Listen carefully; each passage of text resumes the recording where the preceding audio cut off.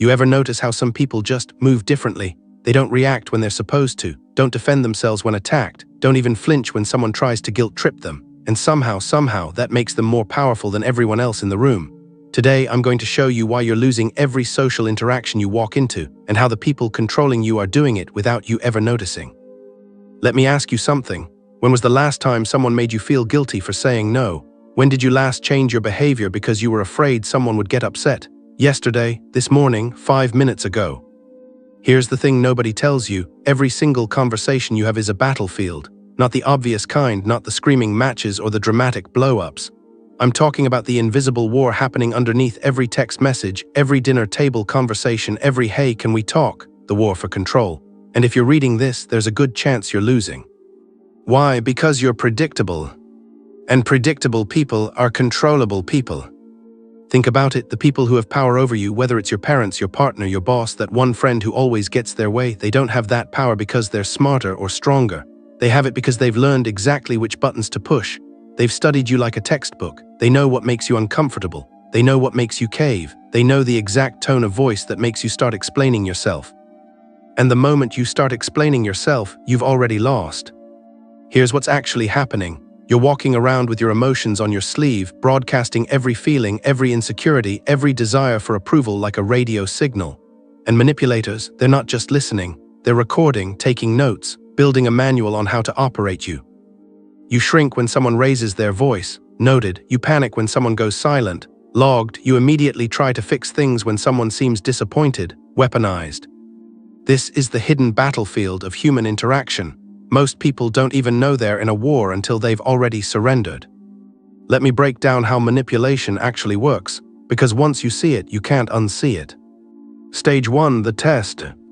Manipulators don't start with the big moves, they start small. A slight guilt trip here, a small boundary crossed there. They're watching to see if you'll enforce your limits or if you'll bend, and the moment you bend even slightly, they know they've found an opening. Think about the last time someone asked you for a small favor you didn't want to do. Maybe you said yes anyway because saying no felt too uncomfortable. Congratulations, you just told them exactly how to control you going forward. Stage 2, the study. Now they're paying attention. They notice you apologize a lot. They see you need people to like you. They watch how quickly you respond to texts, how much you explain yourself, how desperately you try to avoid conflict. You think you're just being nice, being open, being a good person. You're actually being studied like a lab rat. Stage 3, the hook. This is where they use everything they learned against you. They go quiet when they know silence makes you anxious. They criticize you in the exact area you're most insecure about. They withdraw affection when you don't comply. They flood you with attention when you do. And here's the cruelest part. They make you think it's your fault, you're too sensitive, you're overthinking, you're the problem. Stage 4, the rhythm. Eventually, you stop even noticing you're being controlled. You've been conditioned. You automatically change your behavior to avoid their reactions. You censor yourself. You walk on eggshells. You've internalized their control system so deeply that they don't even have to manipulate you anymore. You manipulate yourself on their behalf. You've become a prisoner who built their own cage and locked it from the inside. Now, have you noticed the common thread here? The reason all of this works? You're too damn readable. Your face shows everything. Your body language betrays you. Your need for approval radiates off you like heat. You're an open book in a world full of people who learn to read at a very young age. And here's what nobody wants to admit. Being open, being transparent, being authentic in the wrong situations doesn't make you virtuous. It makes you vulnerable. It makes you prey. Think about nature for a second. When a deer is running through the forest, what gives away its position? Sound, movement, panic. The predator doesn't need to see it. The prey announces itself. But the predator, silent, still watching, waiting, unreadable. That's the shift you need to make, from prey to predator, not in a cruel way, in a strategic way, in a way that protects you from people who see your softness as an invitation to exploit. So how do you become psychologically untouchable? How do you become the person manipulators can't read, can't predict, can't control? You learn the 7 Machiavellian laws of emotional armor. Law 1, never reveal what you feel in real time. This is the foundation of everything. When something happens, when someone insults you, tests you, tries to guilt you, your face stays neutral. Your voice stays calm, you don't react immediately. Why? Because your reaction is information, and information is power. When they can't tell if you're hurt, angry, or impressed, they lose their compass. They can't navigate you anymore. That split-second delay between stimulus and response, that's where your power lives. Someone says something that would normally make you defensive. You smile slightly, pause, interesting take. That's it, no explanation, no counter-argument, just stillness. Watch how uncomfortable they get. Watch how they start explaining themselves. Law 2, never correct others' assumptions about you. People are going to believe what they want about you anyway. Let them. They think you're cold, great. They think you don't care, perfect. They think you're too busy for them, excellent. The moment you start defending yourself, no, I'm not like that, actually you've given them a roadmap to your insecurities. You've shown them which assumptions bother you, which means they now know exactly how to hurt you next time. Instead, silence. Let them construct whatever version of you they want in their heads. Meanwhile, the real you operates freely, hidden behind their assumptions. Law 3, control information like a ruthless king. Stop telling people everything. Stop over-explaining. Stop giving detailed accounts of where you've been, what you're doing, how you're feeling. Every piece of information you volunteer is a potential weapon they can use later. That person who's always asking probing questions about your life, they're not curious, they're collecting intel, and you're handing it over like it's free. Start being vague, I've been around, just handling some things, we'll see. Watch how quickly the dynamic shifts when you stop being an open database. Law 4, distance is a weapon. Physical distance, emotional distance, communication distance. You know what terrifies manipulators? When their target becomes unavailable, when you stop being so responsive, so present, so eager to engage. They send a guilt-trip text. You respond 8 hours later with something brief and unbothered. They try to monopolize your time. You're suddenly busy more often than not. They attempt to create emotional urgency. You move at your own pace, never theirs.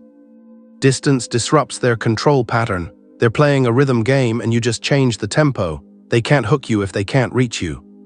Law 5, never argue with a manipulator. This one's crucial. When someone is trying to manipulate you and you engage in debate, you've already lost. You're on their battlefield, playing by their rules. They say something ridiculous designed to get a reaction. Okay, that's your whole response, just okay. They try to start an argument. You don't take the bait, you get quiet. You withdraw. You make them argue with silence, which is the most devastating opponent they'll ever face. Because manipulators need your emotional energy to feed on. Cut off the supply and they starve. Law 6, reward nothing that disrespects you. Your attention is the most valuable currency you have, and most people are giving it away to others who treat them like garbage. Someone disrespects you. No argument, no big confrontation, just absence. You become less available, less warm, less present. You're not punishing them, you're conditioning them, teaching them that disrespect results in losing access to you. Do this consistently and watch how quickly people adjust their behavior. Law 7, you choose your emotions. This is the final boss, the ultimate realization that changes everything. Your feelings are not things that happen to you. They're things that happen in you, which means you have way more control than you think. Someone tries to make you feel guilty, you recognize the attempt and choose not to feel it. Someone tries to make you anxious by going silent, you recognize the tactic and choose calm instead. This doesn't mean suppressing emotions, it means understanding that emotional reactions are trained behaviors, and behaviors can be retrained. When you fully internalize this, when you really get it, people lose the ability to emotionally manipulate you, because you're no longer operating on their triggers, you've disabled the remote control. Now here's where it gets transformational. Transformation 1, detaching from emotional bait. You start noticing when someone throws bait in the water, that passive-aggressive comment, you see it for what it is, bait, that guilt trip, bait, that attempt to make you jealous, bait. And fish that see the hook don't bite. You develop this incredible pause, this gap between what happens and how you respond. In that gap you're free, in that gap you're sovereign. Transformation 2, becoming unreadable. Your face becomes a mask, not in a fake way, in a controlled way. You smile when you choose to smile. You show emotion when it's strategic, not when it's reflexive.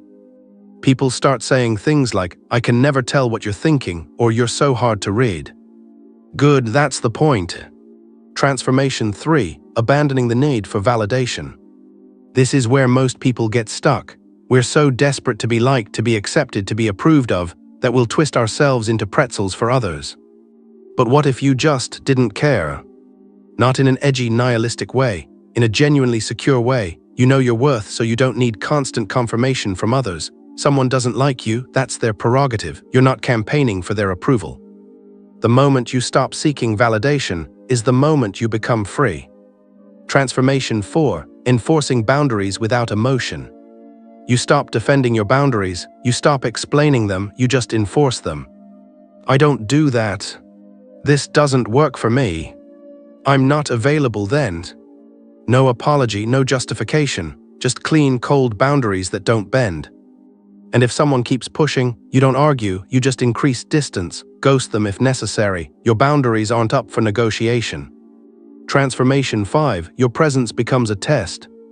Eventually, something shifts in how people interact with you. They become more careful, more respectful. They sense, even if they can't articulate it, that you're not someone they can play games with.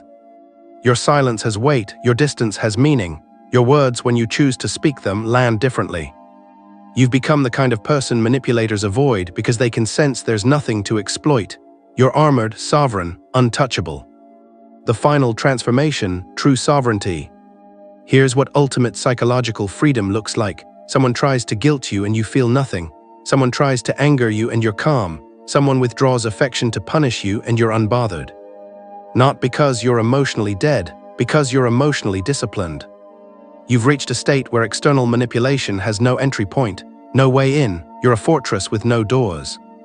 And here's the beautiful irony. The moment you become untouchable, you also become magnetic, because people are drawn to those who don't need them.